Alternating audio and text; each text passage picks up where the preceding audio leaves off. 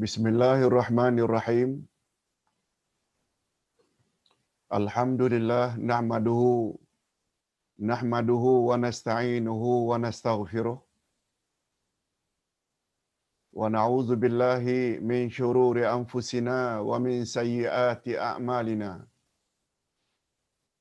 May yahdihillahu fala mudhillalah wa may yudlil fala hadiyalah. Asyhadu an la ilaha illallah wahdahu la syarikalah wa asyhadu anna Muhammadan abduhu wa rasuluh la nabiyya ba'dah. Allahumma salli wa sallim ala nabiyyina Muhammad wa ala alihi wa sahbihi ajma'in, amma ba'd. Hadirin dan hadirat serta para pendengar yang saya hormati, Assalamualaikum warahmatullahi wabarakatuh. Alhamdulillah, kita bersyukur kehadirat Allah Azza wa Jalla. Berkat taufiknya kita dapat meneruskan lagi majlis ilmu kita pada pagi ini. Walaupun kuliah online kita jam 8 tadi agak tergendala karena masalah teknikal.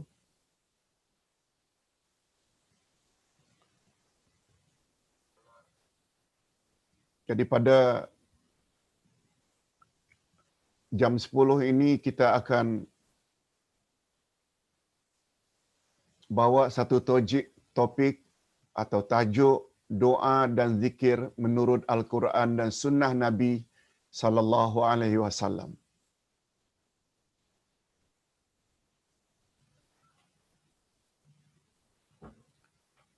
Untuk membahas topik ini,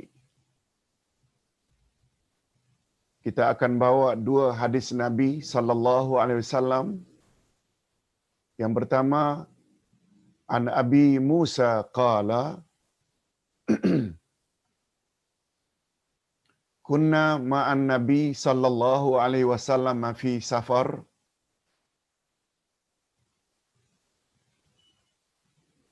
wa ja'ala an-nasu yajharuna bit-takbiri wa tahlil.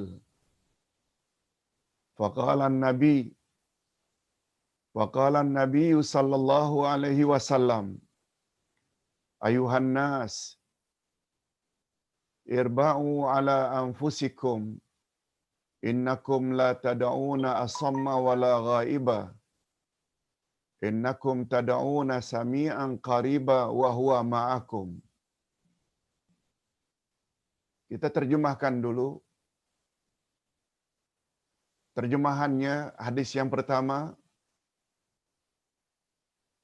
daripada Abi Musa radhiyallahu anhu, katanya, kami pernah bersama Rasulullah sallallahu alaihi wasallam dalam suatu perjalanan atau safar. Lalu manusia atau para sahabat bertakbir Allahu Akbar, bertahlil la ilaha illallah dengan suara yang keras. Maka Nabi Muhammad sallallahu alaihi wasallam pun menegur. Apa kata Nabi? Rendahkan suara kamu. Sesungguhnya kamu tidak berdoa. Sesungguhnya kamu tidak memohon kepada yang peka dan tidak pula kepada yang jauh. Sesungguhnya kamu memohon kepada yang Maha mendengar lagi Maha dekat, dan Dia senantiasa bersama kamu. Hadis sahih riwayat Imam Muslim. Kita baca hadis yang kedua pula untuk kita jadikan sebagai rujukan dalam membahas topik ini. An Sa'd bin Abi Waqqas qala qala Rasulullah sallallahu alaihi wasallam, khairu dzikri al-khafi wa khairu rizqi ma yakfi. Terjemahannya, dari Sa'ad bin Abi Waqqas radhiyallahu anhu, katanya, telah bersabda Rasulullah sallallahu alaihi wasallam, sebaik-baik zikir ialah perlahan-perlahan dan sebaik-baik rezeki ialah apa yang mencukupi. Ustaz ulang sekali lagi terjemahannya. Sebaik-baik zikir adalah perlahan-perlahan dan sebaik-baik rezeki ialah yang mencukupi atau apa yang mencukupi. Hadis riwayat Imam Ahmad, Ibnu Hibban, dan hadis ini dinilai sahih oleh Ibnu Hibban. Okey. Karena pembahasannya agak panjang, kalau tidak salah ada 5 muka surat. Okey, Ustaz teruskan dengan mukaddimah dulu.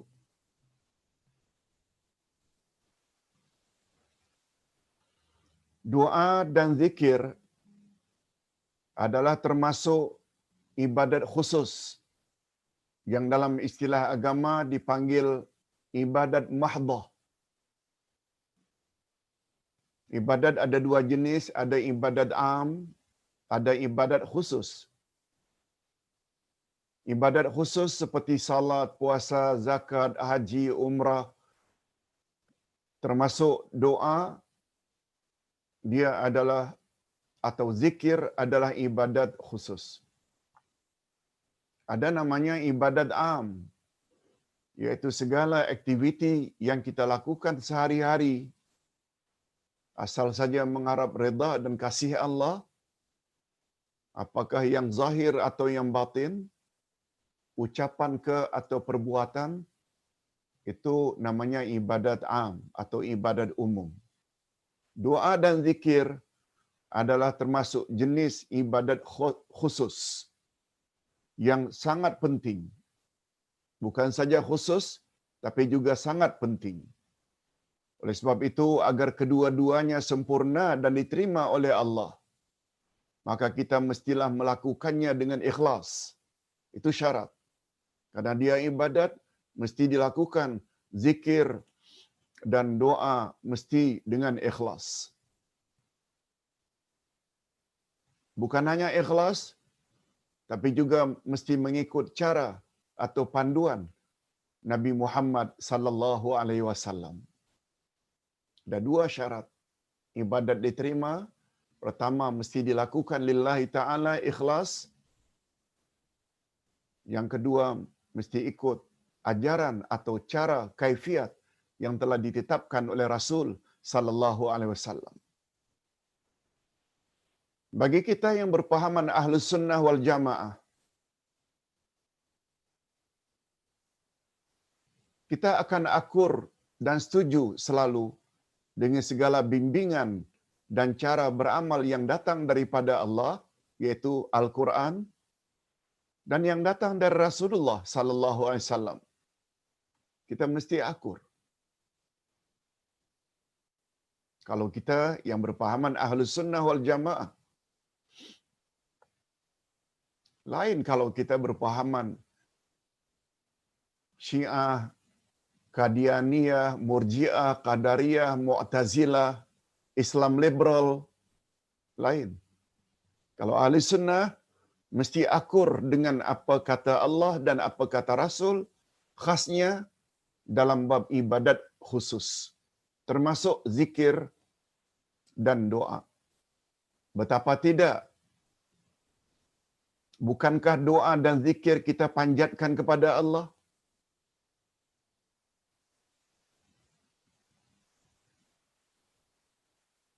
Bukankah zikir kita mesti tujukan pada Allah? Bukankah cara zikir dan doa Rasulullah adalah cara zikir dan doa yang paling baik dan sempurna?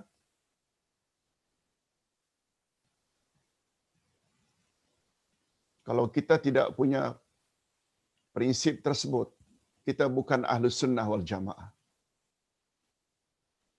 Segala apa yang datang dari Allah pasti benar.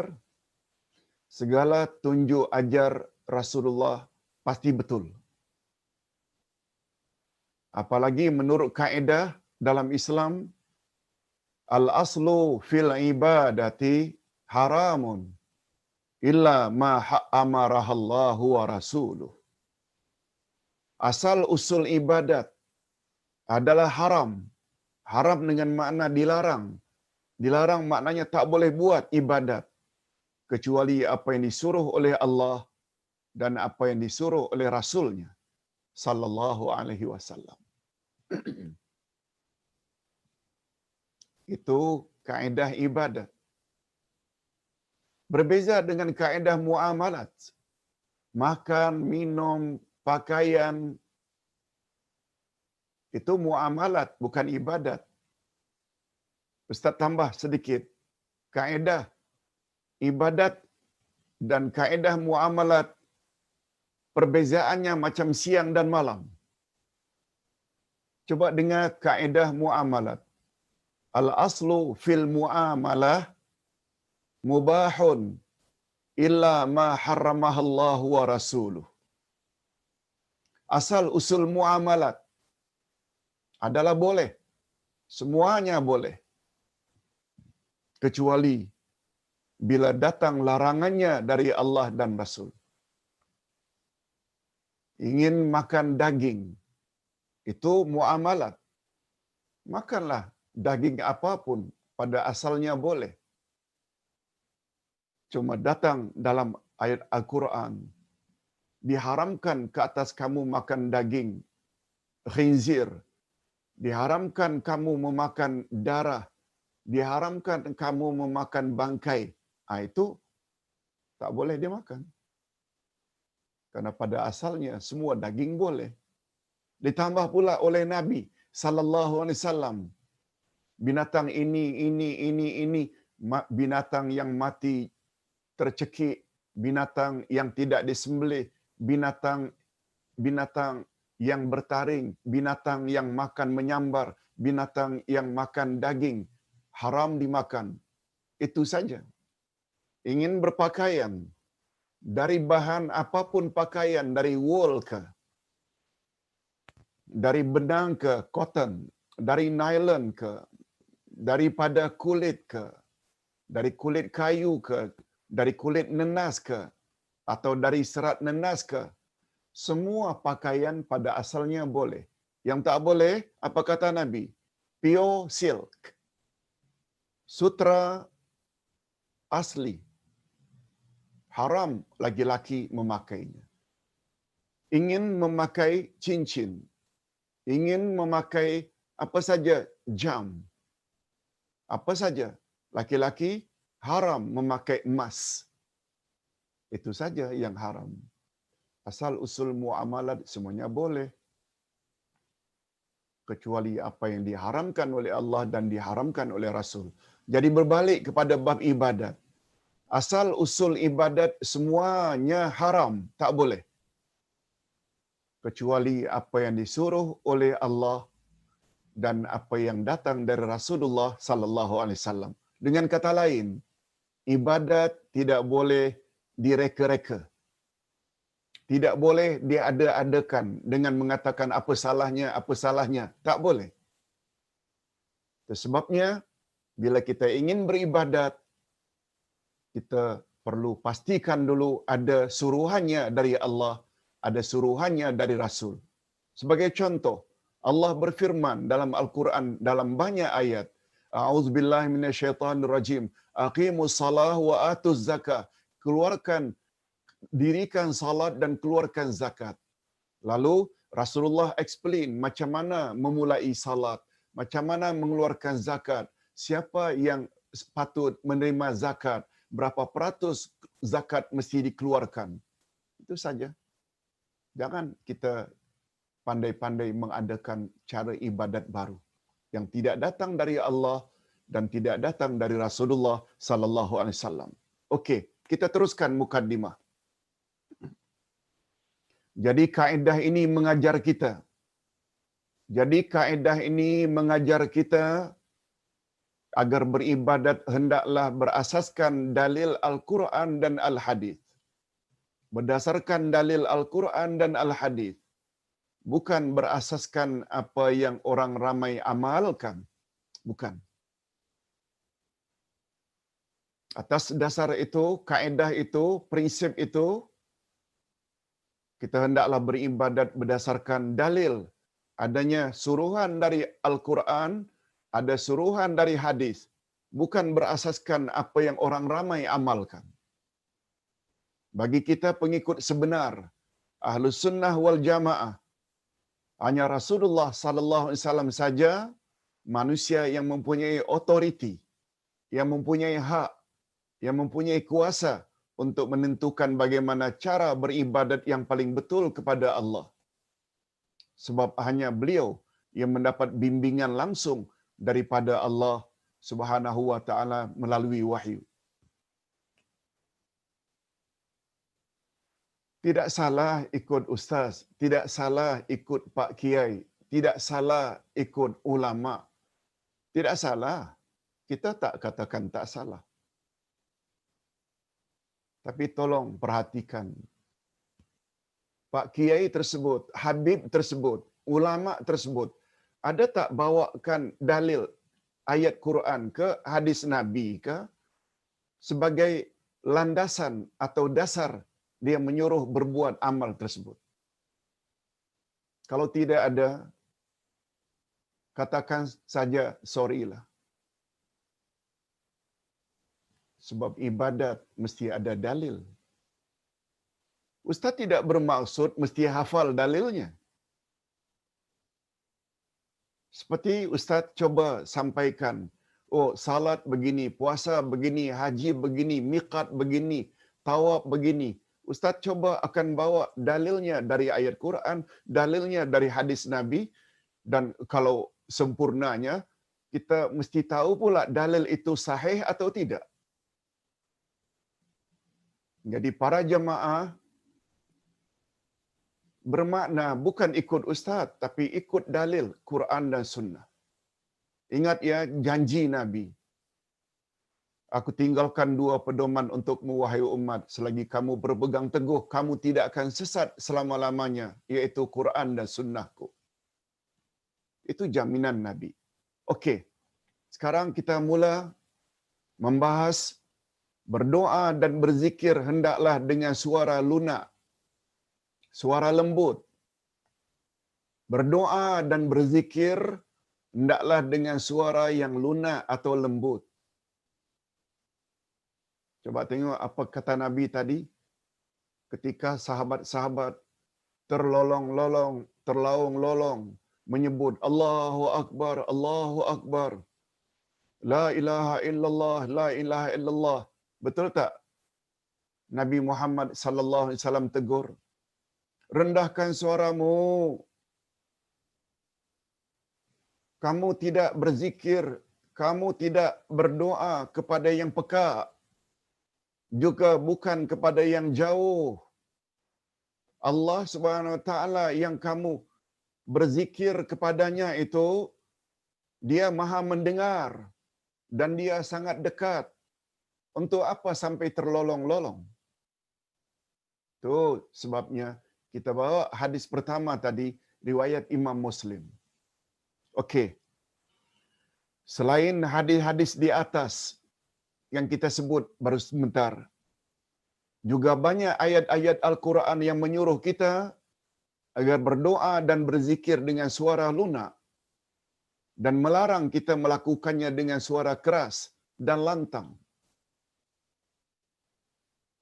Bukan ustaz yang cakap. Coba dengar apa kata Allah. Allah yang sebut. Tuan-tuan dan puan-puan sekalian, serta para pemirsa yang saya hormati, semua kita mengaku taat Allah. Apa makna taat?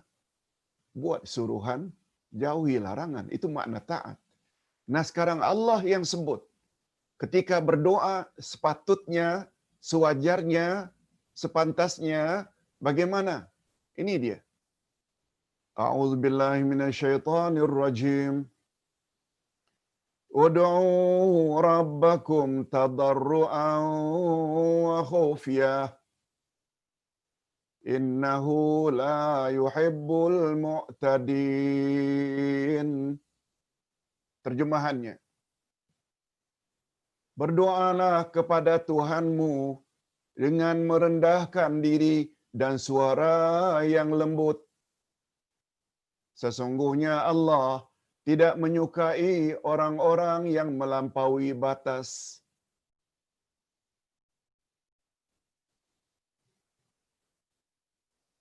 Nanti kita akan jelaskan maknanya.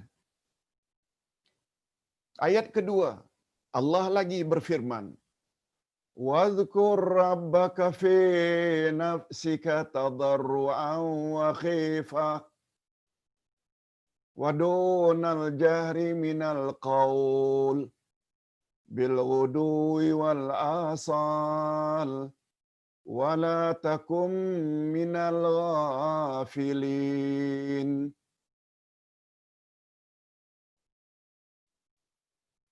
Artinya, dan berzikirlah dengan menyebut nama Tuhanmu dalam hatimu, dengan merendah diri dan rasa takut, dan dengan tidak mengeraskan suara di waktu pagi dan petang, dan janganlah kamu termasuk orang-orang yang lalai. Surat Al-A'raf ayat 205. Menurut Imam Al-Maraghi dalam tafsirnya, juz 7 hingga 9 halaman 175-176.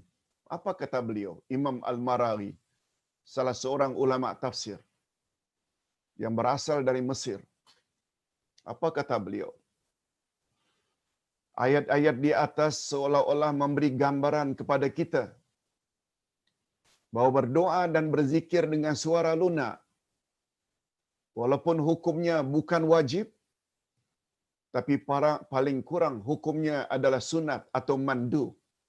Sunat boleh, mandub juga boleh, mustahab juga boleh. Ada beberapa istilah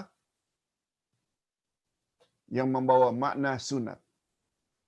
Ini berdasarkan beberapa dalil. Yang pertama sekali, Allah SWT memuji sikap nabinya, Nabi Zakaria, ketika beliau berdoa. Allah sebut dalam surat Maryam ayat 3. "Iznada rabbahu nidaan khafiyya." Yaitu ketika dia, yakni Zakaria, berdoa kepada Tuhannya dengan suara yang lembut. Allah puji Nabi Zakaria ketika memohon anak, beliau memohon pada Allah dengan suara yang lembut, dengan suara yang lunak, bukan terpekik-pekik. Yang kedua, kata Imam Al-Maraghi, berdasarkan beberapa hadis sahih dari Abi Musa dan Sa'ad bin Abi Waqqas, lihat dua ayat yang jadi sandaran kita tadi. Yang pertama, teguran Nabi ketika para sahabat bertakbir dan bertahlil dengan suara keras. Apa kata Nabi? "Rendahkan suaramu. Kamu tidak berdoa atau berzikir kepada yang peka. Allah itu tak peka. Dan bukan pula Allah itu jauh. Tuhan yang kepadanya kamu berdoa, berzikir, Dia Maha mendengar lagi dekat." Satu. Yang kedua, apa kata Nabi? Sebaik berzikir adalah perlahan-perlahan. Dan sebaik rezeki adalah mencukupi. Jadi bab rezeki bukanlah mesti punya harta yang banyak. Tak. Sebaik-baik rezeki mencukupi.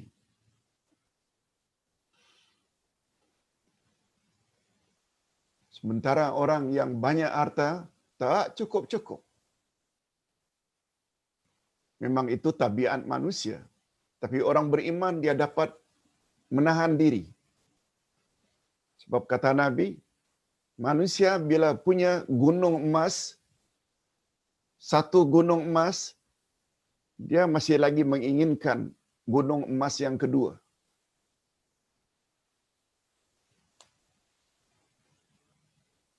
Sampai kadang-kadang kejar kekayaan walaupun melalui rasuah, melalui penipuan, curi, tak kisah, itu sudah berbahaya. Itu sebabnya kata Nabi, sebaik-baik rezeki mencukupi. Bila perlu ada. Walaupun tak banyak, bila perlu ada. Apalagi Nabi menyebut dalam hadis lain, laisal ghina an kasratil arad, walakinnal ghina ghinan nafsi.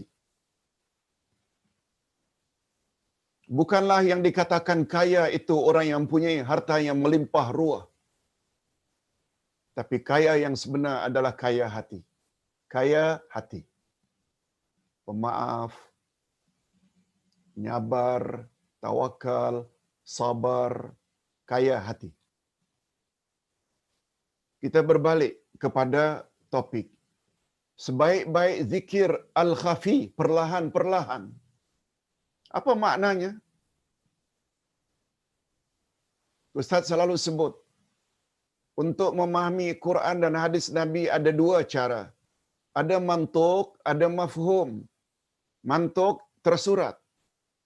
Dalam hal ini, tersuratnya sebaik-baik zikir perlahan-perlahan. Itu tersurat. Tersiratnya apa? Tersiratnya bukanlah zikir terbaik kalau tidak perlahan-perlahan. Itu maksudnya.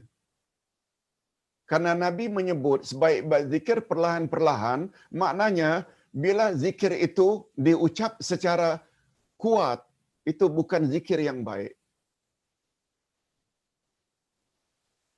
Terserah, nak pilih yang mana satu.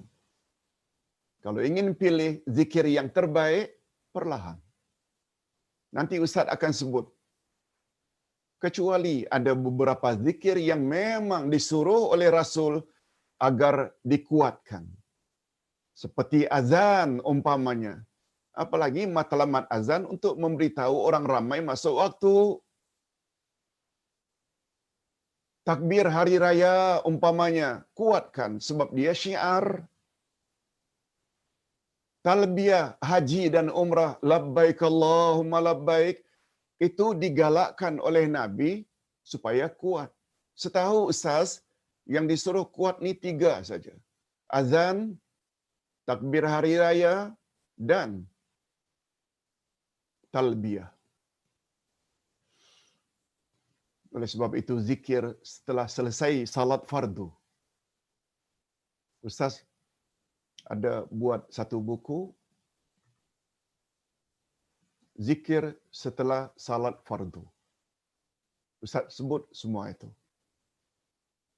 Sebab bila imam membaca zikir kuat, sedangkan ada masbuk, orang yang ingin menyempurnakan salatnya, yang dia tadi terlambat, orang tersebut perlu khusyuk.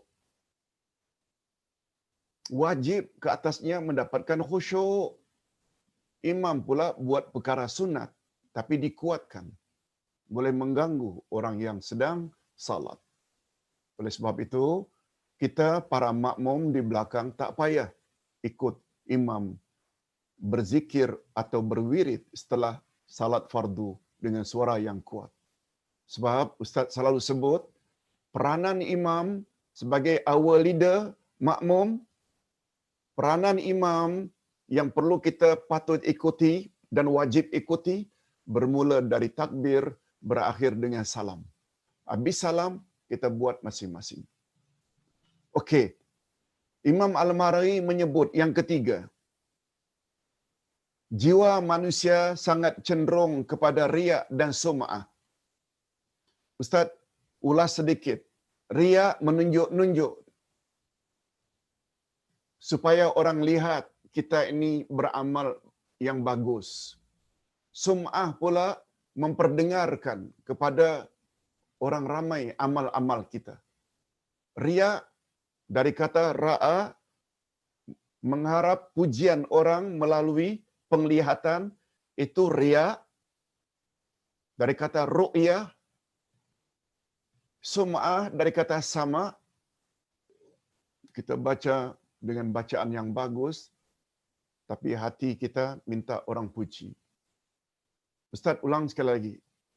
Jiwa manusia sangat cenderung kepada ria dan sum'ah. Jiwa manusia pada asalnya. Jika suara ditinggikan ketika berzikir dan berdoa, maka akan segera muncul sifat tercela itu. Sifat apa itu? Ria dan sum'ah. Biasanya akan muncul. Dan akhirnya musnahlah amalannya tanpa faedah. Bila ada sum'ah, bila ada ria, kita dah bahas dulu. Ada 50 perkara yang boleh mengakibatkan amal kita sia-sia. Itu kita telah bahas 2-3 bulan yang lalu. 50. Di antaranya ria dan sum'ah. Oleh itu, adalah lebih afdal jika dilakukan dengan suara lunak agar terhindar daripada ria dan sum'ah. Selesai. Nah, berikutnya, berzikir dan berdoa dengan suara sederhana. Maaf ya, sederhana. Berzikir dan berdoa dengan suara yang sederhana. Jangan sampai pula tidak keluar suara. Namanya pun berzikir, menyebut.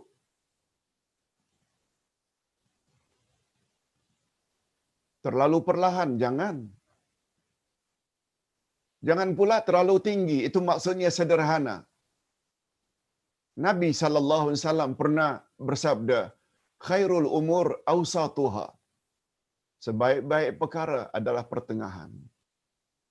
Yang dimaksudkan berzikir dan berdoa dengan suara lunak di sini bukan pula bermakna sampai tidak bersuara langsung. Bukan pula dengan maksud tidak keluar suara langsung.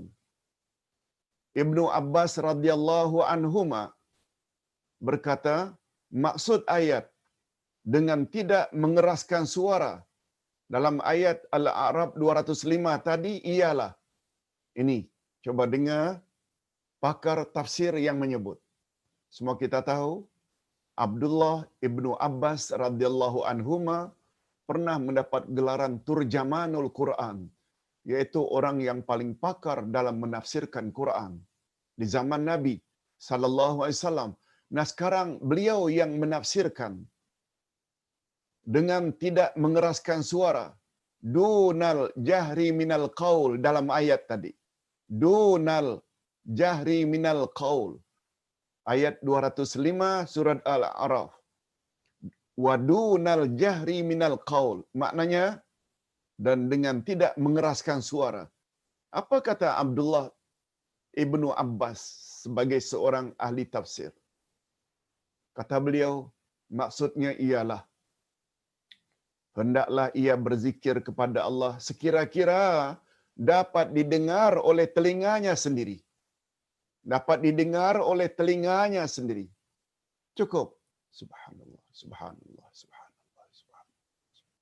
Bukan subhanallah, subhanallah, subhanallah. Diajak pula makmum bersama. Pakai mic lagi. Cukuplah. Allahu Akbar, Allahu Akbar, Allahu Akbar. Dia lebih selamat daripada riak dan sum'ah. Bila ada orang sebelah akan sedang berdoa atau sedang salat tak mengganggu.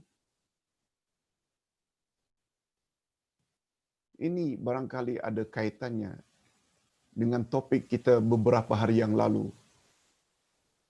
Manusia masuk neraka gara-gara tak gunakan akal. Mengapa tak gunakan akal? Memanglah Rasulullah sallallahu alaihi wasallam pernah bersabda, bila kamu sedang makan bawang mentah, jangan pergi ke tempat salatmu. Maknanya jangan ke masjid untuk salat berjamaah.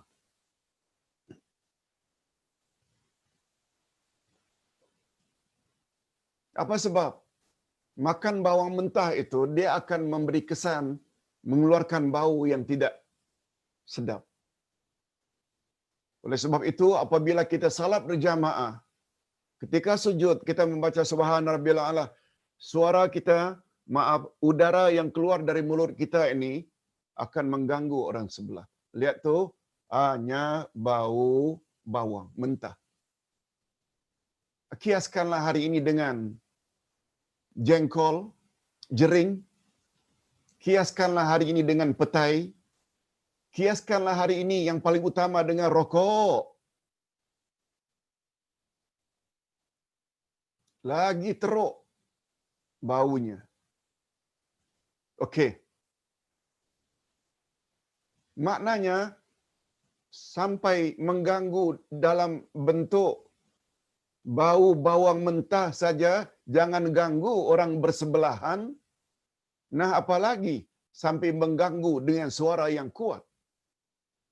Baca surah Al-Fatihah kuat-kuat hingga dengar orang sebelah terganggu, sedangkan masing-masing orang itu perlu khusyuk.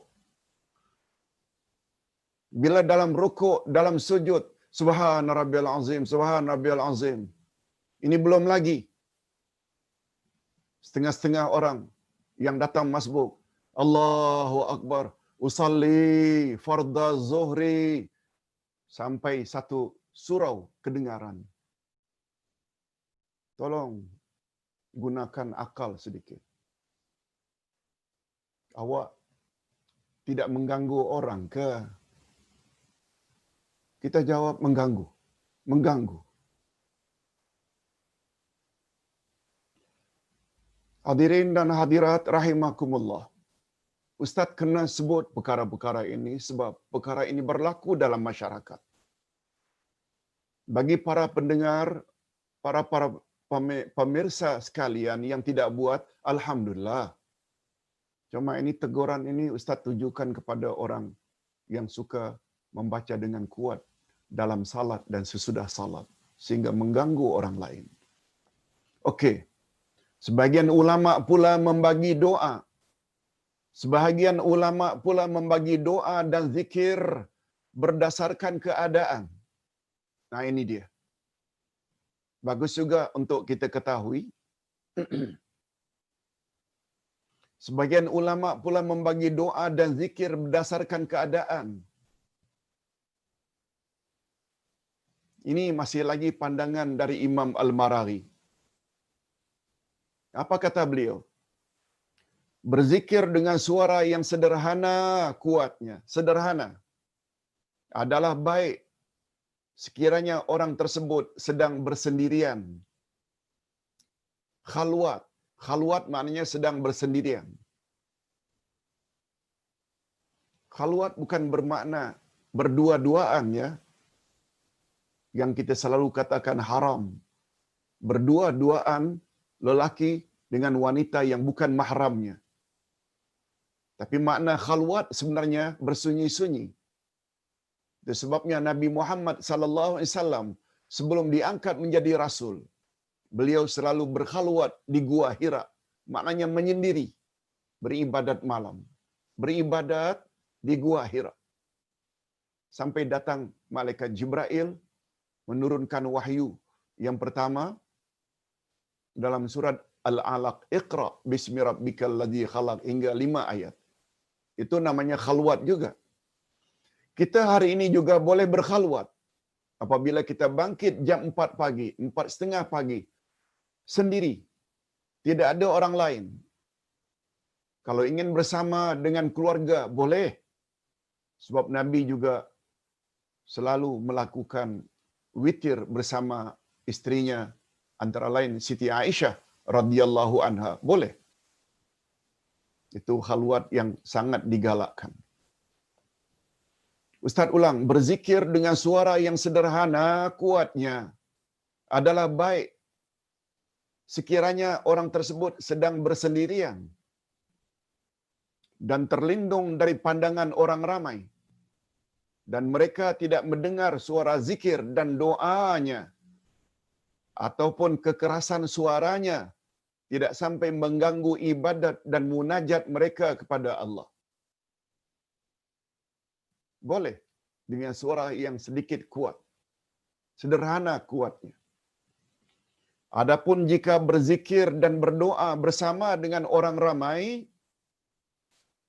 adapun jika berzikir dan berdoa bersama dengan orang ramai seperti di dalam masjid atau perhimpunan dan lain-lain, maka yang paling baik adalah dengan suara yang lunak. Ini bila di dalam masjid atau dalam satu perhimpunan kita berzikir bersama dengan orang ramai, yang terbaik ialah dengan suara yang lunak dan suara yang lembut. Kecuali terhadap zikir yang warid atau datang dari Nabi Muhammad sallallahu alaihi wasallam dilakukan bersama-sama, itu lain halnya. Talbiyah umpamanya sama-sama. Takbir hari raya umpamanya sama-sama. Seperti talbiyah ketika haji dan takbir 2 hari raya. Termasuk juga azan. Itu memang zikir yang digalakkan. Okey. Sekarang kita masuk muka surat yang atau topik yang baru. Allah Subhanahu wa taala tidak suka kepada orang yang melampaui batas. Nah, ini yang Ustaz janjikan tadi. Innahu la yuhibbul mu'tadin. Sesungguhnya Allah tidak suka kepada orang yang melampaui batas. Coba lihat balik muka surat yang pertama tadi. Maaf, muka surat yang kedua, bahagian bawah sekali. Apa firman Allah? Dalam surat Al-A'raf ayat 55. Bahagian bawah dari muka surat 2, Allah sebut. Di sini bagusnya kalau kita belajar bersama buku.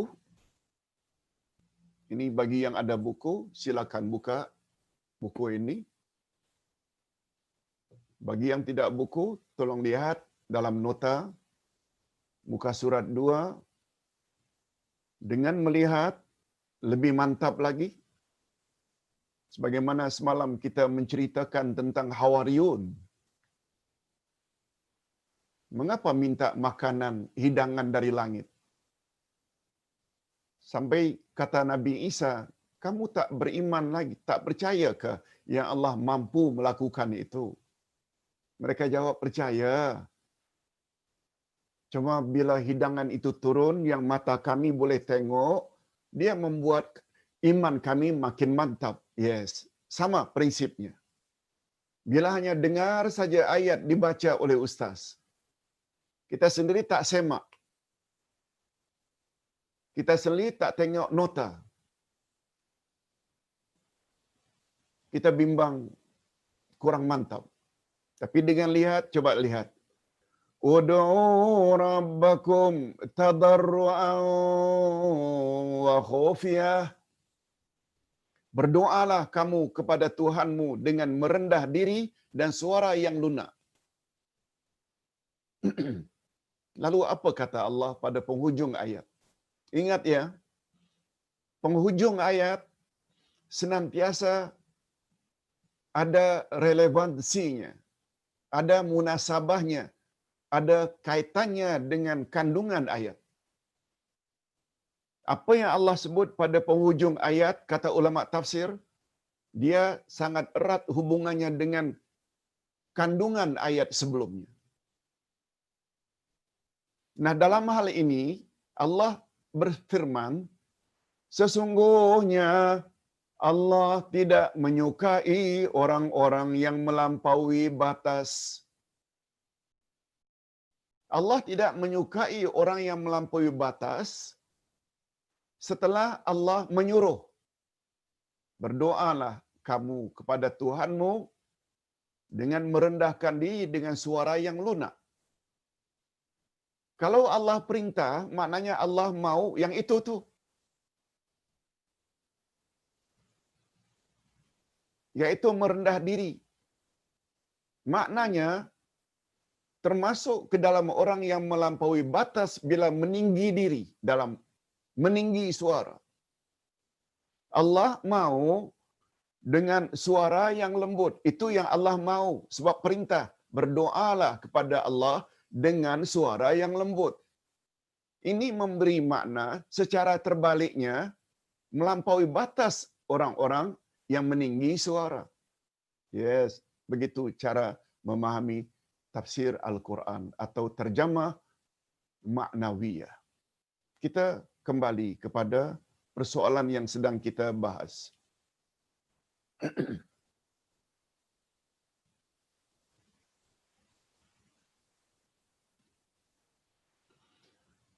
Allah tidak suka kepada orang yang melampaui batas. Ini penjelasannya. Adalah sangat aneh dan ganjil jika seseorang mengharap redha dan kasih Allah, mengharap agar doanya diterima oleh Allah, tetapi dia sendiri melakukan perkara yang tidak disukai oleh Allah. Semua kita mengharap doa agar Allah kabulkan. Allah pula menyebut bila berdoa dengan suara yang lembut. Allah tak suka orang yang melampaui batas. Kan aneh namanya. Pada satu sisi kita mengharap Allah suka pada kita, Allah reda pada kita, Allah kabul kepada kita. Pada masa yang sama, in the same time, kita buat pula perkara yang Allah tak suka. Kita apabila minta supaya mendapat reda dan bantuan dari ibu bapa, apa kita patut buat? Contoh, kita senangkanlah hatinya, sopan santunlah kepadanya, buat apa yang dia suruh, jauhi apa yang dia larang. Insya-Allah sikap itu akan mengundang keprihatinan, ambil berat ibu bapa pada anak. Tapi kita mengharap dari mak bapa supaya bantu kita, take care, ambil berat kepada kita. Tapi pada masa yang sama, kita buat perkara-perkara yang ibu bapa tak suka. Sebagai contoh perbandingan, Ustaz tidak bermaksud menyamakan Allah dengan mak bapa, tapi kita boleh terima prinsipnya sama. Ustaz ulang sekali lagi, karena perkara ini sangat mustahak untuk dimasukkan dalam minda kita. Adalah sangat aneh dan ganjil jika seseorang mengharap reda dan kasih sayang Allah, mengharap agar doanya diterima oleh Allah, tapi dia sendiri melakukan perkara yang tidak disukai oleh Allah. Hakikat ini sesuai dengan amaran Allah pada akhir ayat 55 tadi. Apa dia tadi? Sesungguhnya Allah tidak suka kepada orang yang melampaui batas. Sesudah Allah membimbing kita agar memohon kepadanya dengan suara lunak, lalu Allah menyatakan bahawa dia tidak suka kepada orang yang berlebih-lebihan atau melampaui batasannya. Imam Al-Maraghi menjelaskan maksud ayat. Sesungguhnya Allah tidak menyukai orang-orang yang melampaui batas. Nah, ini dia tafsiran yang lebih tepat. Kata beliau, Imam Al-Maraghi mengatakan, maksud firman Allah, Allah tidak menyukai orang-orang yang melampaui batas, mengandungi beberapa bentuk. Ada 3 bentuk. Seseorang sudah dikategori, diklasifikasi sebagai melampaui batas. Bila dia berdoa, jangan harap doanya akan makbul. Sebab Allah tak suka. Yang pertama sekali, melampaui batas dari sudut lafaz. Lafaz maknanya sebutan. Sebutan doa. Iaitu seperti mengeraskan suara ketika berdoa, atau terlalu terikat dengan sajak-sajak tertentu pada ketika akhir bahagian doa dan sebagainya. Oh, macam dia berpantun pula. Tak perlu.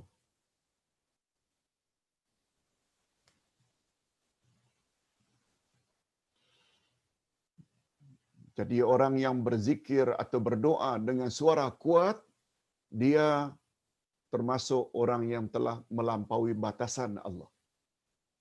Timbul pertanyaan, orang yang melampaui batasan Allah, Allah suka atau Allah benci? Jawabnya Allah benci. Kita perlu tahu. Kita perlu tahu hakikat itu. Jangan sampai kita mengharap Allah redha dan kabul doa, pada masa yang sama kita buat perkara yang Allah tak suka. Yang kedua, melampaui batas dalam makna doa. Kalau tadi melampaui batas dalam lafaz, terlalu kuat. Yang kedua, melampaui batas dalam makna doa, iaitu seperti memohon sesuatu yang nyata-nyata maksiat. Itu konten atau kandungan doa itu melampaui batas.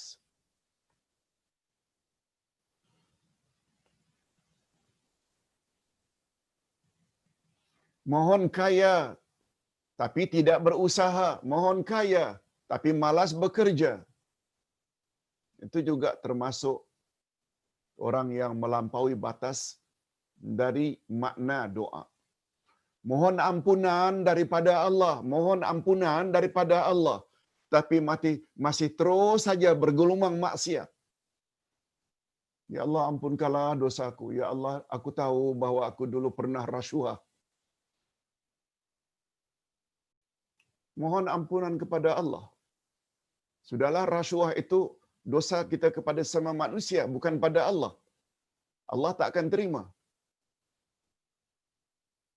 Dari sudut lain pula, mohon ampunan rasuah, tapi rasuah terus. Mohon diampuni oleh Allah, sikap suka mengguriskan hati mak bapak. Ini juga bukan dosa kita pada Allah, pada mak bapak. Minta maaf pada mak bapak. Walaupun sudah minta pada maaf pada mak bapak, buat lagi. Ini juga termasuk orang yang melampau batasan dalam berdoa. Yang ketiga, melampaui batas dalam cara berdoa. Lihat, cantiknya Imam Al-Maraghi menjelaskan melampau dari sudut lafaz dengan mengeras suara, tidak dengan suara lunak. Melampau dari sudut konten dakwah, konten doa. Umpamanya mohon kepada Allah supaya turunkan bala kepada uncle dan auntie yang suka membuli mak kita. Itu juga maknanya dia berdoa, tapi kandungannya memutuskan silaturrahim. Kalau minta agar Allah lunakkan hati uncle dan auntie yang suka membuli mak kita, kalau minta pada Allah agar diberi petunjuk dan hidayah, itu lain babnya. Tapi minta pada Allah supaya turunkan bala ke atas seseorang, itu tak boleh. Itu dari sudut makna. Dan yang terakhir pula, dalam cara berdoa. Macam mana cara berdoa? Iaitu seperti memohon kepada selain Allah. Ini cara. Atau menggunakan perantaraan ketika berdoa kepada Allah dengan menyebut nama wali-wali tertentu. Dan meyakini kononnya tanpa menyebut orang perantaraan tersebut, doanya tidak akan makbul dan sebagainya. Ini satu lagi masalah. Khasnya menjadi amalan orang-orang tarikat. Dengan mendakwa seolah-olah doa tidak akan diterima oleh Allah bila tak mention nama wali-wali tertentu. Maka muncullah berkat Syekh Abdul Qadir Jailani, berkat Syekh Rifai, berkat Syekh Badawi, berkat Syekh Rifai, berkat Syekh Sanusi. Semua itu nama wali-wali Allah yang telah meninggal dunia. Kata ulama akidah, kalau sampai ada keyakinan seperti itu, tanpa menyebut nama wali-wali yang telah meninggal dunia itu, doa kita tidak makbul, itu sudah ada unsur syirik.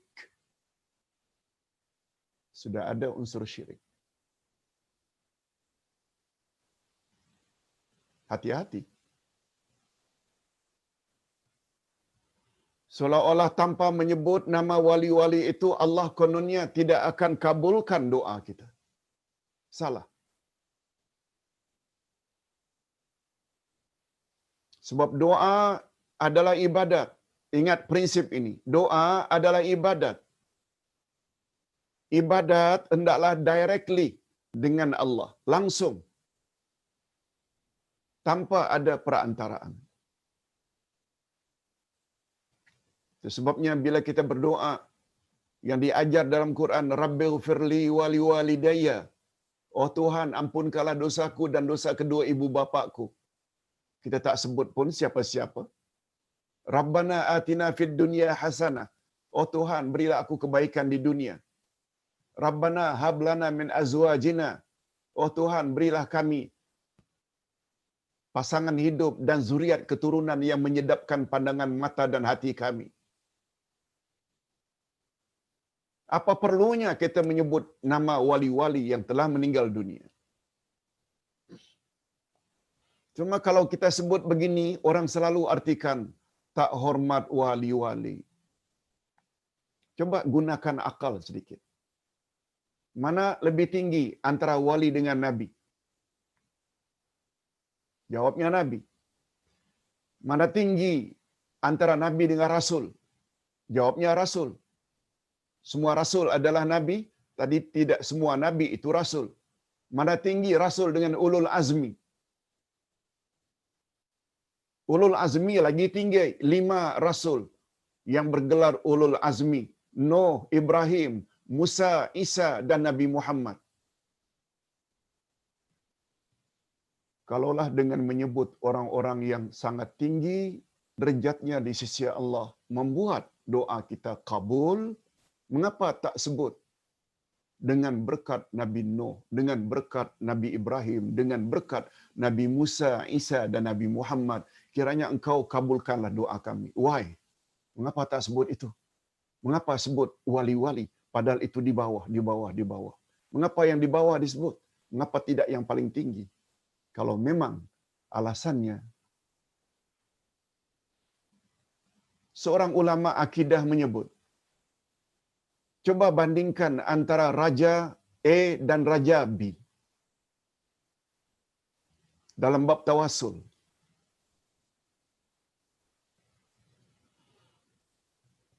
Kata beliau, Raja A, rakyat jelata boleh jumpa beliau bila-bila masa. Raja B tidak boleh jumpa Raja B kecuali melalui perantaraan-perantaraan. A, B, C, D baru sampai kepada Raja tersebut. Kata ulama akidah, coba compare. Coba bandingkan. Ulama A yang rakyat boleh jumpa bila-bila masa tanpa perantaraan orang tengah dengan Raja B yang tak boleh jumpa kecuali melalui orang-orang tengah. Pemimpin A atau pemimpin B yang adil? Jawabnya A. Contohnya Umar ibn Khattab radhiyallahu anhu, khalifah yang sangat adil. Rakyat boleh jumpa anytime. Kata ulama tersebut, menyamakan Allah dengan Umar saja tak boleh. Padahal Umar itu adalah khalifah atau raja yang adil. Menyamakan Allah dengan Umar saja tak boleh. Ini kan pula menyamakan Allah dengan Raja B. yang tak boleh sampai kepada Raja B kecuali pakai perantaraan. Nah, kita sekarang pakai perantaraan pula berkat syekh ini, syekh ini, syekh ini. Fikir lagi. Ingat hadirin dan hadirat,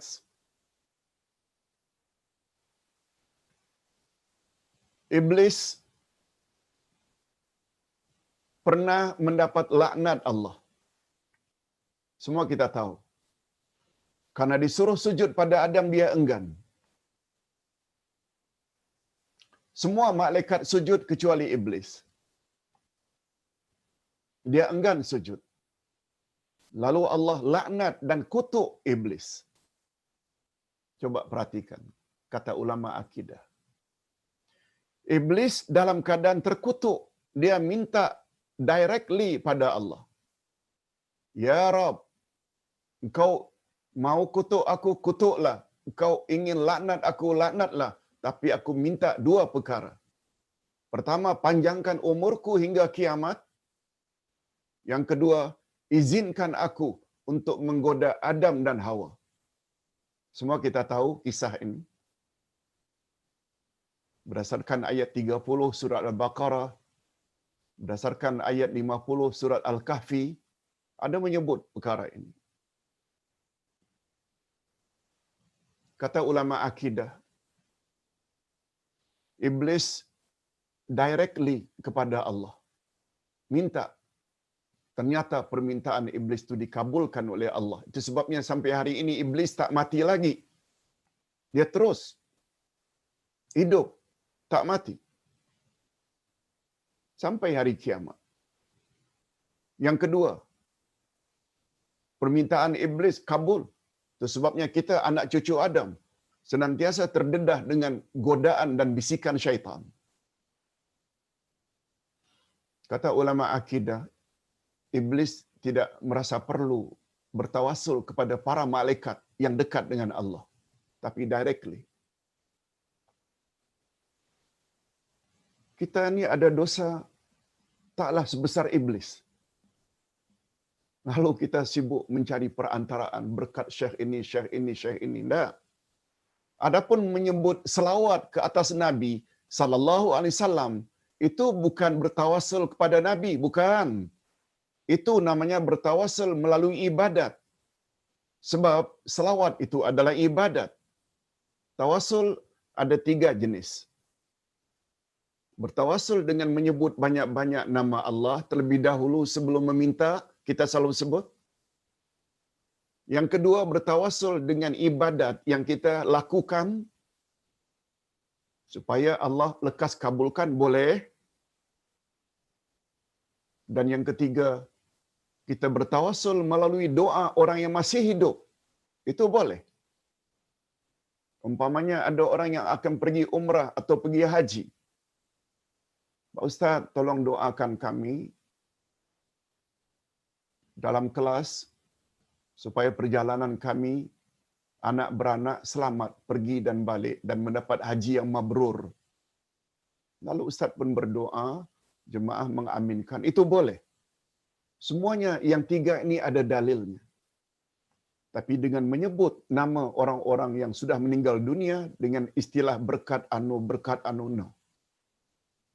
Nanti kita akan belajar, kalau tak salah minggu hadapan, kita akan belajar buku Akidah 2, iaitu tentang tamaim, tiarah, tabarruk, tawasul, syafaat.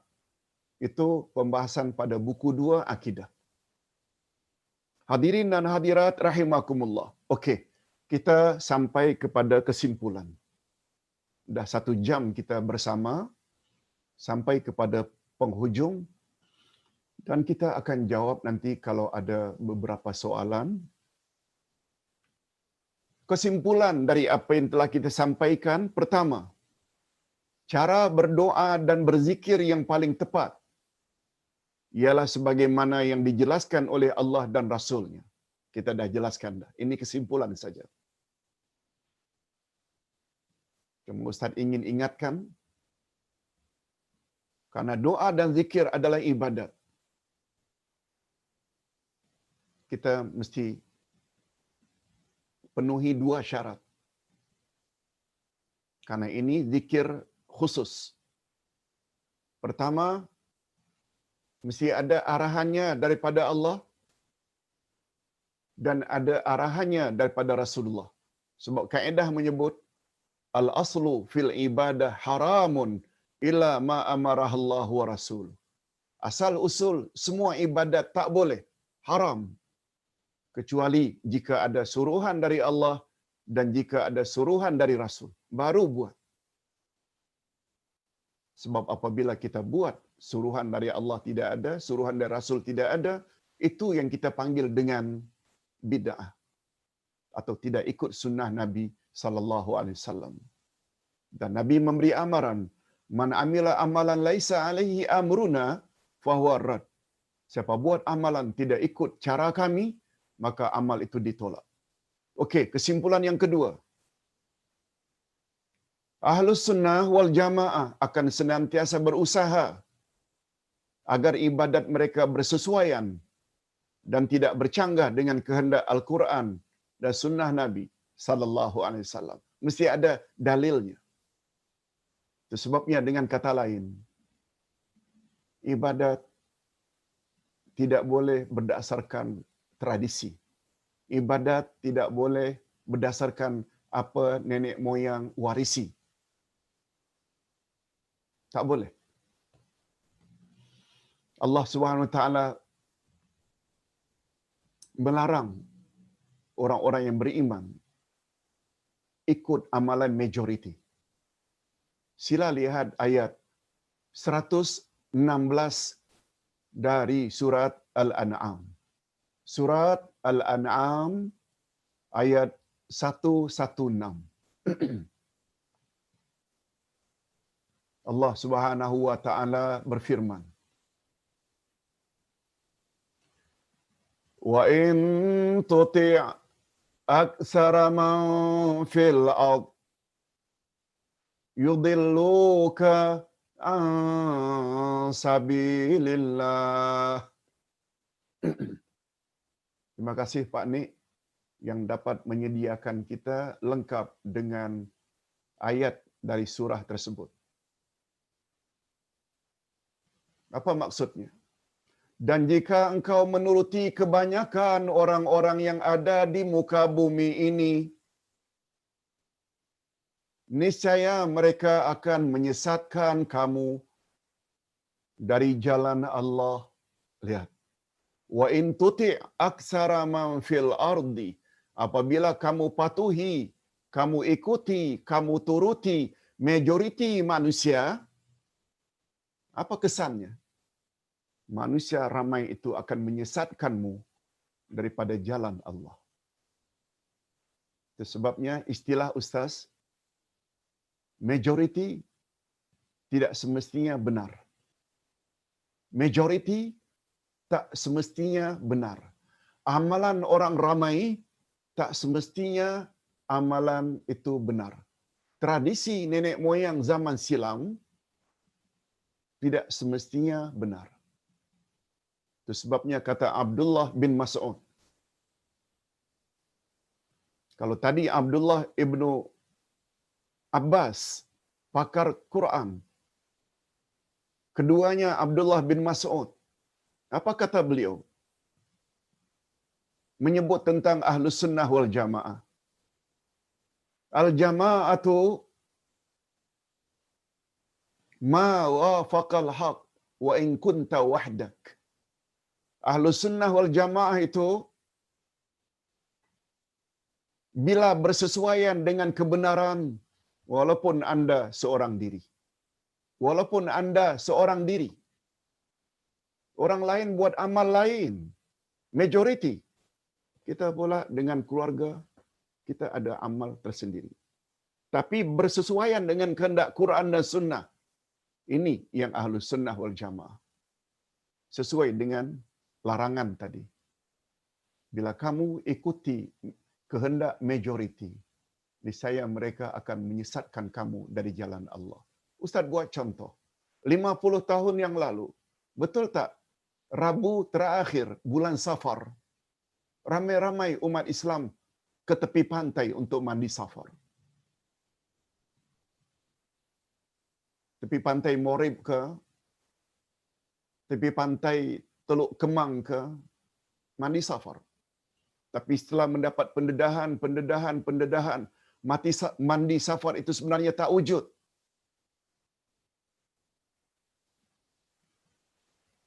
Setelah dapat dikesan bahawa hadis yang mengatakan Yaumul Arbi'a Yaumun Nahsin, hari Rabu itu adalah hari sial, hari nahas, itu adalah hadis palsu.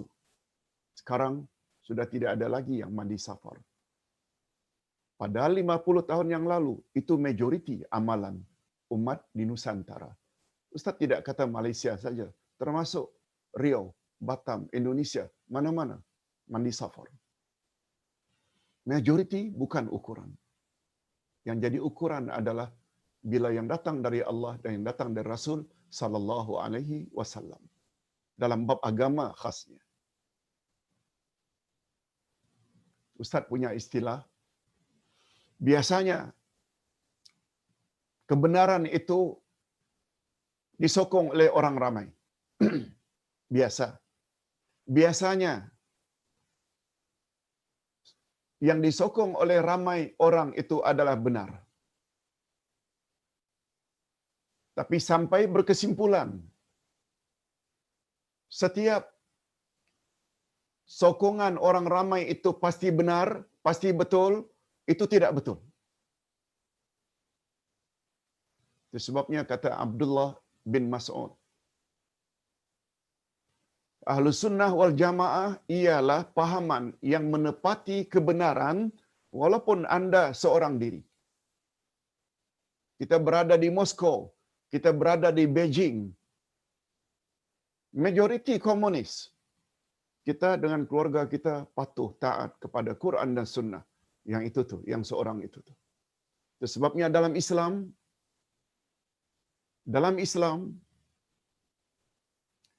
demokrasi ala barat,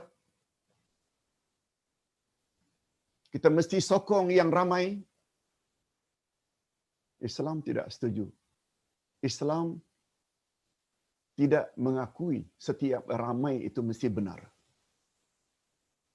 Sebab ayat 116 surat Al-An'am tadi menyebut dengan jelas, bila kamu ikut orang ramai,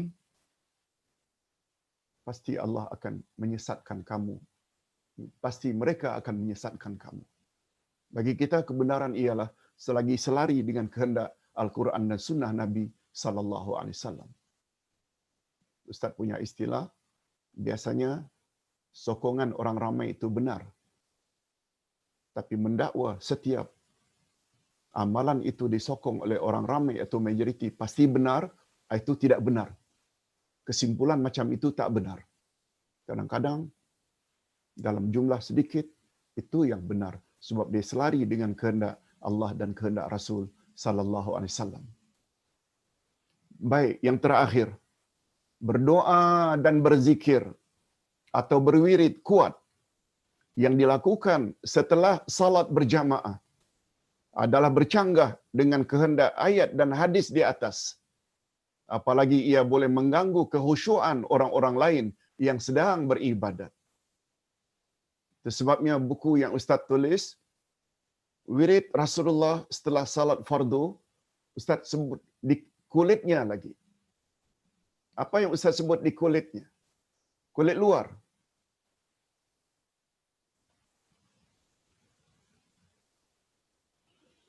Biasakan yang benar dan jangan benarkan kebiasaan. Biasakan yang benar dan jangan benarkan kebiasaan. Apa sebab? Kebiasaan, adat istiadat, tradisi, ada yang benar, ada yang tidak. Mana yang benar, benarkanlah. Yang jelas segala yang datang dari Quran dan Sunnah pasti benar. Itu maksudnya. Biasakan yang benar dan jangan benarkan setiap kebiasaan. Maknanya kita perlu seleksi. Dan alat untuk seleksi sebagai filter ilmu. Ilmu Quran dan ilmu sunnah Nabi sallallahu alaihi wasallam. Itu sebabnya buku seperti ini Ustaz rasa perlu Ustaz buat ke arah memahami Al-Quran dan Al-Hadis. Dalam buku ini tertera 30 pelajaran. 15 ayat Quran dan 15 hadis Nabi. Dan alhamdulillah setakat ini sudah ada 5 jilid. 5 buku seperti ini. Jilid 1 hingga 5 dan jilid 6 Ustaz sedang tulis. Mudah-mudahan apa yang disampaikan pagi ini ada jugalah manfaatnya dan Ustaz masuk kepada soal jawab jika ada. Wabillahi taufiq wal hidayah. Assalamualaikum warahmatullahi wabarakatuh. Jazakallah Ustaz di atas perkongsian ilmu yang sungguh bermanfaat tadi.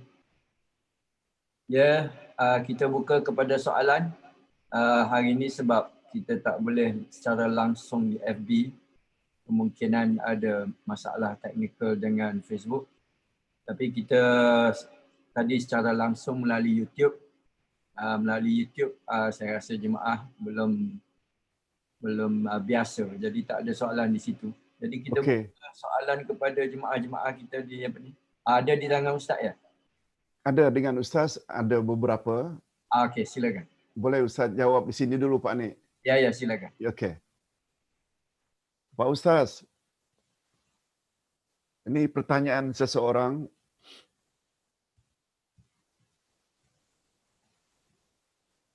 Bersebelahan rumah saya ada rumah jiran. Rumah jiran ini ada pokok durian. Kalau duriannya jatuh ke dalam pagar saya, boleh tak saya makan, Pak Ustaz? Jawabnya macam ini. Awak boleh makan tapi mesti minta izin kepada owner. Kepada jiran yang punya durian itu, yang punya pokok durian, yang duriannya jatuh di halaman tuan, tak boleh makan, haram hukumnya. Kecuali setelah mendapat izin. Sebaiknya, jiran yang tahu bahawa buah-buahannya, tak kiralah mempelam ke, rambutan ke, manggis ke, durian ke, bila jatuh di halaman jiran, tolonglah bekerja sama. Izinkan saja, awal-awal lagi. Mana-mana buah-buahan saya ini jatuh, awak makan sajalah ya. Kalau sudah ada izin macam itu, boleh. Tak ada masalah. Kalau ditanya pada Ustaz, ada dalil ke apa yang Ustaz sebut ini? Ada insya-Allah. Lebih kurang 40 tahun yang lalu. Ustaz pernah dengar radio di Arab Saudi menyebut pada suatu hari seorang sahabat selesai salat fardu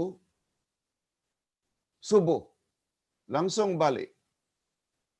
Assalamualaikum warahmatullahi, assalamualaikum warahmatullahi, langsung cabut.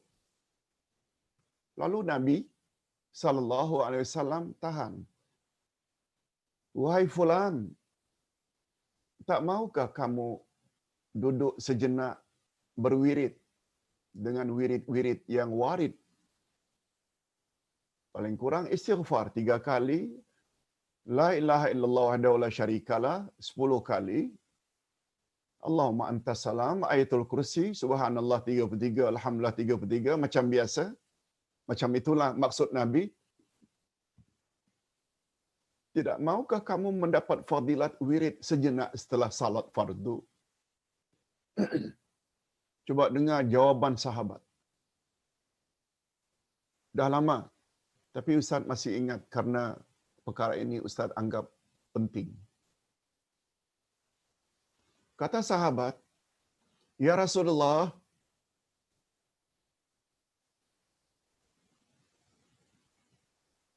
Di sebelah rumah saya orang Yahudi. Di sebelah rumah orang saya rumah orang Yahudi. Dia ada pokok buah-buahan yang jika malam suka jatuh buah-buah tersebut ke halaman rumah saya. Ya Rasulullah, saya perlu balik segera sebab saya bimbang. Anak-anak saya kalau bangkit awal lalu jumpa buah-buahan di halaman milik Yahudi itu, dia makan. Saya tak mau anak saya makan benda haram. Saya tidak mau, tak rela anak saya makan milik orang lain. Yaitu buah-buahan yang jatuh di halaman rumahnya. Apa kata Nabi? Ini yang mustahab. Apa kata Nabi? Oh begitu, silakan, silakan. Bagi Ustaz, pengajaran yang dapat diambil pertama sekali, Nabi galakkan kita duduk sejenak untuk berwirid. Wirid-wirid yang datang dari Nabi. Tadi Ustaz dah sebut. Berwirid ni, berzikir setelah salat fardu ini, tak perlu ikut komando imam. Sebab imam sebagai leader berakhir dengan salam saja. Setelah itu, bacalah istighfar, ayatul kursi, Allahumma anta salam sendiri-sendiri. Pertama sekali, dengan Nabi menyuruh sahabat supaya duduk sejenak, jangan langsung berangkat, maknanya besar ganjaran bila kita berwirid sejenak. Ini belum lagi kita sebut fadilat demi fadilat. Siapa baca ayatul kursi setelah salat fardu, maka tidak ada penghalang baginya untuk masuk syurga kecuali mati. Nah, itu dia fadilat. Siapa membaca subhanallah 33, alhamdulillah 33, Allahu akbar 34, atau kali yang ketiga yang ke-100 itu la ilaha illallah wahdahu la syarikalah hingga akhir, maka Allah akan hapus dosanya walaupun sebanyak buih di lautan. Seolah-olah kata Nabi, kamu tidak ingin ke mendapat fadilat itu, duduklah sejenak. Itu satu. Itu sebabnya kita ingin tegur orang yang begitu salam langsung berangkat. Walaupun dia tidak buat salat sunat. Tidak. Salat sunat itu kalau boleh kita wirid sedikit, walaupun tidak panjang. Yang kedua, pengajaran yang dapat kita ambil.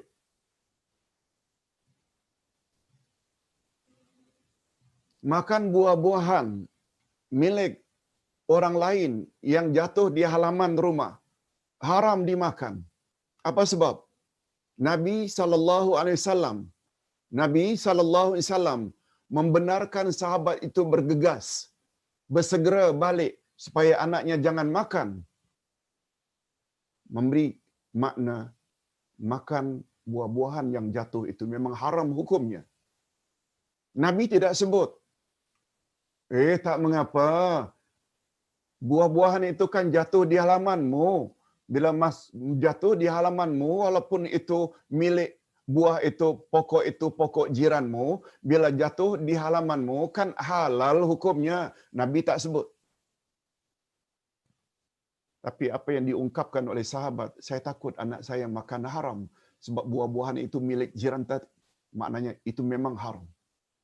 Ini yang dapat Ustaz jelaskan. Lain halnya bila awal-awal lagi, owner jiran kata, jika ada buah-buahan saya yang jatuh ke halaman tuan, silakanlah saya halalkan. Dan pada masa yang sama, saya juga minta maaf ya kalau daun-daun itu sampai jatuh di halaman rumah tuan sehingga susah menyapunya dan banyak sampah sarap yang jatuh disebabkan pokok saya. Macam itu kan lebih baik. Macam itu lebih baik. Tapi bila tidak ada isyarat itu, tetap tidak boleh. Wallahu a'lam. Hadirin dan hadirat rahimakumullah. Bila kita bercakap tentang zikir ini, Ustaz, kita orang Islam ini perlu tak kita jaga percakapan kita? Kita sebut perkara-perkara yang tak elok. Jawabnya tak boleh. Dan itu haram. Dia boleh jadi penghalang kita untuk masuk syurga Allah. Hadis yang sangat terkenal yang pernah disebut oleh Nabi SAW ketika beliau pergi berhijrah. Apa kata Nabi? At'imut ta'am wa abshus salam wasilul arham wa tayyibul kalam wa sallu bil laili wan nasu niyam tadkhulul jannata bisalam. Atau kama qala Rasul sallallahu alaihi wasallam. Apa maknanya? Berilah orang lain makan, at'imut ta'am, wa abshus salam, berilah ucap salam bila jumpa dengan muslim lain. Wasilul arham, hubungkan silaturrahim. 3. Wa tayyibul kalam, hendaklah kamu bercakap dengan cakap-cakap yang elok-elok, sopan santun. Dan yang ke-5, wa sallu bil laili wan nasu niyam, lakukanlah salat malam ketika orang ramai sedang tidur nyenyak. Maknanya qiyamul lail, tahajud, witir. Bila 5 perkara ini kamu lakukan, tadkhulul jannata bisalam, kamu akan masuk syurga dengan selamat. Apa 5 itu? Beri makan, beri salam, hubungkan silaturahim, berkata yang baik-baik, tayyibul kalam, dari kata tayyib, kalam, ucapan hendaklah tayyib, yang baik-baik, dan yang ke-5, salat malam. Hadirin dan hadirat serta para pendengar yang saya hormati, zikrullah, kita menyebut nama Allah, mesti menyebut yang baik-baik belaka. Itu termasuk tayyibul kalam. Subhanallah, walhamdulillah, Allahu Akbar. Itu kepada Allah. Kepada manusia juga kita mesti bercakap dengan cakap yang baik. Nabi Muhammad sallallahu alaihi wasallam pernah bersabda, "Ittaqillah haitsuma kunta wa atbi'is sayyi'atal hasanata tamuha wa khaliqin nasa bi khuluqin hasanin." Hadis sahih. Kita boleh jumpa hadis ini di dalam buku himpunan 40 hadis Nabi. Apa kata Nabi? Bertakwalah kamu kepada Allah tak kira di mana kamu berada. Kita di Malaysia, kita di London, kita di Perth, kita di Washington, kita di Tokyo, tak kira di mana kita berada. Kita dalam rumah, kita di luar rumah, kita outstation. Ini maknanya, bertakwalah kamu kepada Allah di mana saja kamu berada. Apa makna takwa? Buat suruhan, jauhi larangan. Kemudian disusuli, wa atbi'is sayyi'atal hasanata tamhuha. Ikutilah setiap keterlanjuranmu dengan kebaikan. Mudah-mudahan dengan kebaikan yang kamu lakukan setelah kamu terlanjur akan dimaafkan oleh Allah. Umpamanya kita buat dosa, lalu kita ikuti pula dengan sedekah, kita salat malam, kita puasa sunat, dia berperanan. Dosa-dosa yang kita buat itu, selagi dia dosa kecil, terhapus dengan sendirinya. Sebagaimana kata Nabi, wudhu dapat menghapuskan dosa-dosa kecil. Salat dapat menghapuskan dosa-dosa kecil. Itu maksudnya. Lebih lagi bersedekah. Kita kalau dah terlanjur buat satu perkara yang tak elok, ikuti dengan amal baik, mudah-mudahan diharapkan dia boleh menghapuskan kejahatan kita sebelumnya. Beza ya dengan dosa besar dengan tobat. Sebagaimana kita sebutkan semalam. Nah, yang terakhir, wa khaliqin nasa bi khuluqin hasanin. hendaklah kamu berakhlak kepada manusia lain dengan akhlak yang mulia. Lebih-lebih lagi manusia tersebut banyak jasanya pada kita.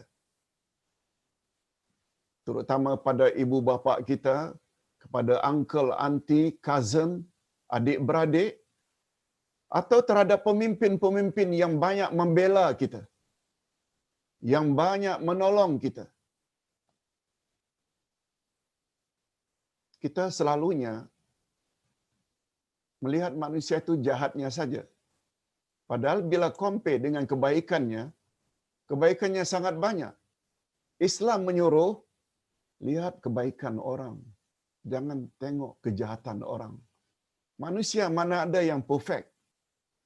Mana ada manusia yang sempurna? Kecuali Rasulullah sallallahu alaihi wasallam. Oleh sebab itu, hatta terhadap pemimpin. Paling-paling kita hanya disuruh menasihati, bukan mengutuk, bukan melaknat. Coba dengar hadis sahih riwayat Imam Muslim. Innallaha yarda lakum salasa. Sesungguhnya Allah reda padamu bila kamu lakukan 3 perkara. Nah, ingat baik-baik. Pertama, anta'budullaha wa la tusyriku bihi syai'a. Kamu hendaklah beribadat hanya pada Allah. Jangan dia disyirikkan. Jangan buat perkara syirik. Itu nomor 1, mentauhidkan Allah dalam beribadat. Jangan buat syirik. Itu nomor 1. Wa anta stasimu bihablillahi wa la tafarraqu. Wa anta tasimu bihablillahi jami'a wa la tafarraqu. Hendaklah kamu bersatu padu dan jangan berpecah belah. Dua-dua. Sebabnya kita perlu jaga perpaduan. Jaga perpaduan. Cuma kadang-kadang kita yang coba menyampaikan kebenaran ini ada asasnya Quran dan Sunnah, orang selalu tuduh sebagai pemecah belah. Bukan. Ini 2 yang tak sama. Ini pencerahan, bukan pemecah belah. Mengajak umat yang dah terlanjur punya akidah, punya amalan yang tak sesuai dengan Quran dan Sunnah, kita ingin ajak mereka, mari kembali kepada Sunnah Nabi. Itu saja. Apa beza Nabi Muhammad sallallahu alaihi wasallam? Yang beliau sampai adalah kebenaran. Tapi dituduh oleh Abu Jahal, Abu Lahab sebagai pemecah belah juga. Bawa agama baru. Nah, tengok dulu. Siapa yang menuduh? Abu Jahal, Abu Lahab. Tolong, jangan jadi Abu Jahal, Abu Lahab. Orang yang coba menyampaikan kebenaran lalu dikatakan pemecah belah. No. Nah, kalau begitu Nabi Muhammad pemecah belah lah. Karena membawa agama baru. Bukan agama tradisi menyembah berhala. Nah. Dia 2 yang tak sama. Okey. Yang ketiga, Ustaz ulang sekali lagi. Allah reda padamu 3 perkara. Hadis sahih riwayat Imam Muslim. Yang pertama, beribadatlah kepada Allah yang Maha Esa. Jangan kamu sekutukan dia dengan apapun juga. Termasuk sebagaimana yang kita sebutkan tadi. Dalam berdoa, kita sebut nama wali-wali tertentu yang telah meninggal dunia. Kata setengah ulama, tak boleh. Sebab awak telah beribadat pada Allah, tapi menggunakan perantaraan orang-orang yang telah wafat. Kalau wali-wali itu dikatakan orang yang mulia dekat dengan Allah, ada lagi hamba-hamba Allah yang lebih mulia. Mengapa tak sebut ulul azmi? Tadi kita dah bahas. Walaupun perkara ini para ulama khilaf, tapi pendapat yang lebih tepat, tak boleh. Berbeda dengan selawat pada Nabi. Itu bab ibadat. Sebab Nabi bersabda, siapa bersalawat padaku 1 kali, Allah bersalawat kepadanya 10 kali. Itu ibadat. Apalagi Nabi bersebut, doa yang tidak diawali dengan puji-pujian, alhamdulillah dan selawat, doa itu tidak akan dikabul. Itu syarat. Nah, yang ketiga, ibadatlah kepada Allah, jangan sekutukan dia Yang kedua, berpegang bersatu padulah kamu dan jangan kamu berpecah belah. Tadi Ustaz dah jelaskan. Penyampaian kebenaran bukan pemecah belah. Sebenarnya penyelamat. Sebab kita bila sama-sama kembali kepada Allah dan Rasul, akan kurang perpecahan sebenarnya. Yang ketiga, ini yang kita nak tuju. Wa antunasihu man wallallahu alaikum. Hendaklah kamu memberi nasihat kepada para pemimpinmu. Hendaklah kamu memberi nasihat. Wa antunasihu, hendaklah kamu memberi nasihat. Memberi kritikan yang membina. Nabi tidak sebut yang ketiga ini, wa antula'inu man wallallahu alaikum. Hendaklah kamu laknat, hendaklah kamu kutuk pemimpin kamu. Bukan. Dalam Islam bukan begitu. Kita boleh memberi kritikan, tapi kritikan yang membina, memberi nasihat, teguran yang baik dengan lemah lembut, bukan dengan kata-kata yang kasar dan kesat. Ustaz kira ini dulu yang dapat Ustaz sampaikan pada pagi ini. Satu lagi. Supaya biar 3, satu lagi. Ustaz, ini baru datang. Assalamualaikum, Abah Uday yang dirahmati Allah. Tolong jelaskan. Bagaimana untuk kita menjaga diri dan keluarga kita dari terjebak dengan kesyirikan? Ini bagus. Macam mana kita nak jaga supaya jangan terjerumus dalam syirik? Tadi kita dah sebut. Allah redha bila menyembah kepadanya saja. Jangan buat syirik. Itu ada. Jangan buat syirik. Apalagi semua kita tahu syirik adalah dosa yang Allah tidak akan ampun bila kita mati tak sempat taubat. Ditambah pula syirik, khasnya syirik besar, boleh menghancurkan semua amalan kita. Berdasarkan ayat 65 dari surat Az-Zumar. Okey. Yang ditanya, dalam zaman ini mungkin ada berlaku kesyirikan yang mungkin tidak diketahui atau tidak disengajakan atau ikut-ikutan atas nama suatu golongan ahli agama oleh masyarakat.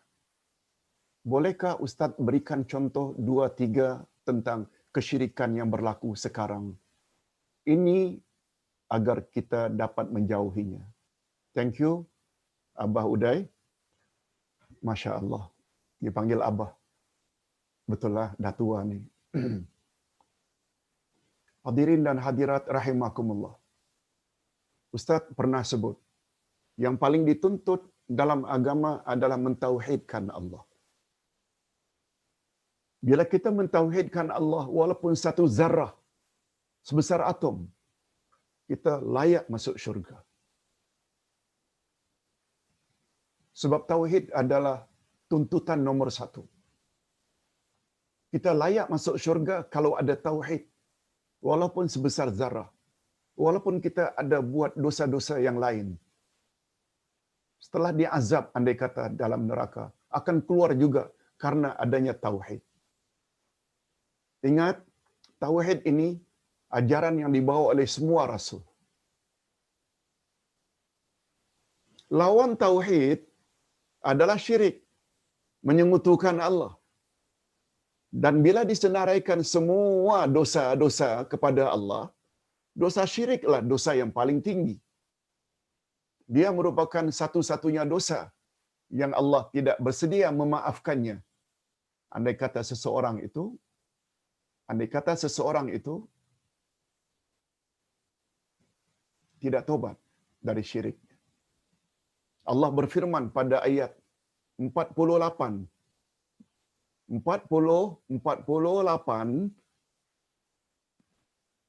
dari surah An-Nisa. Surah An-Nisa ayat 48. Allah Subhanahu wa taala berfirman, Innallaha la yaghfiru an yushraka bih wa yaghfiru ma duna dzalika liman yasha. Sesungguhnya Allah tidak akan mengampunkan dosa syirik, mempersekutukan Allah, dan Allah akan mengampunkan dosa selain dari itu. Berjudi, berzina, minum arak itu bukan syirik. Walaupun setelah berjudi dia meninggal dunia, setelah minum arak dia meninggal dunia, tak sempat tobat, masih ada kemungkinan Allah boleh maafkan sebab itu bukan syirik. Tapi kalau syirik, no. Sebelum mati tak sempat tobat dari syirik. Nah sekarang pertanyaannya. Syirik ada dua jenis. Ustaz dah sebut sebelum ini. Ada syirik besar, ada syirik kecil. Syirik kecil seperti riya. Dia hanya membinasakan amalan berkenaan. Riya disebut oleh Nabi sebagai syirik kecil. Sabda Nabi, "Akhwafu ma akhafu ala ummati asyirkul asghar." Yang aku paling takut menimpa umatku adalah syirik kecil. Lalu Nabi ditanya, "Ma huwa syirkul asghar?" Apa dia syirik kecil itu ya Rasulullah? Nabi jawab, "Asyirkul asghar huwa riya." Syirik kecil adalah riya.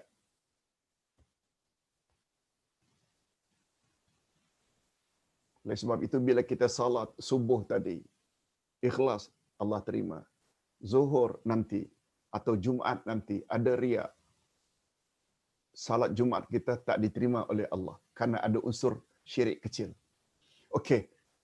Adapun syirik besar, ini syirik besar dia dapat menghancurkan seluruh amal saleh kita. Dan syirik besar pula ada 8 jenis. Syirik besar ada 8 jenis. Ustaz ada tulis di dalam buku Ustaz Akidah Ahlussunnah wal Jamaah jilid 1.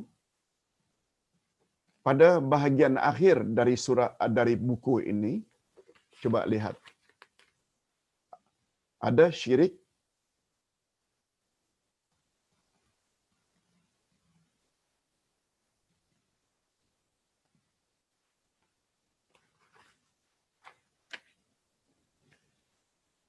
sungguh panjang penjelasannya, tapi yang jelas syirik besar ada 8 macam. Ada yang namanya syirik taat. Bila kita taat kepada seseorang melebihi dari taat kita kepada Allah, itu namanya syirkut ta'ah. Ada syirkul mahabbah, cinta kita kepada seseorang melebihi dari cinta kita kepada Allah, itu syirkul mahabbah. Ada namanya syirkul khauf, takutnya kita kepada sesuatu melebihi dari takut kita kepada Allah. Ada namanya syirku sifat, syirik sifat. Apa dia contoh syirik sifat? Allah mengetahui perkara ghaib. Kita juga dalam hidup mendakwa bomo tertentu, dukun tertentu juga tahu perkara ghaib. Bila ada barang hilang, bila kita ditimpa penyakit, datang ke bomo. Siapa yang bomo yang buat aku? Siapa yang bomo yang curi barangan aku? Lalu bomo pun tilik tenung, lalu diberitahu, oh si fulan, si fulan. Lalu kita percaya, ini namanya syirik sifat. Mengapa namanya syirik sifat? Mengapa namanya syirik sifat? Karena kita telah menduakan Allah. Selain Allah mengetahui perkara ghaib, bomo juga tahu. Ini namanya menyekutukan Allah. Ustaz harapkan kepada penanya khasnya, tolong miliki buku Ustaz Akidah Ahlussunnah jilid 1 yang menyebut tentang jenis-jenis syirik dengan contoh-contohnya sekali. Kita tak sempat nak sebut dalam pertemuan seperti ini. Ustaz kira Pak Nik, ini dulu yang dapat Ustaz sampaikan, kecuali jika ada pertanyaan lain dari Pak Nik. Kita dah 15 minit lewat Ustaz. Adalah soalan ni tapi Ustaz boleh jawab ringkas. Sudah 15 minit lewat ya. Berkaitan, Betul. berkaitan Kita dengan jumpa lagi insya-Allah Pak Nik esok insya-Allah dengan tafsir surat Al-Mutaffifin. Maaf. Betul, surat Al-Mutaffifin bahagian yang kedua. Terima kasih. ya. Terima kasih Pak Nik. Okey, jazakallah khair. Assalamualaikum warahmatullahi wabarakatuh. Waalaikumsalam warahmatullahi wabarakatuh.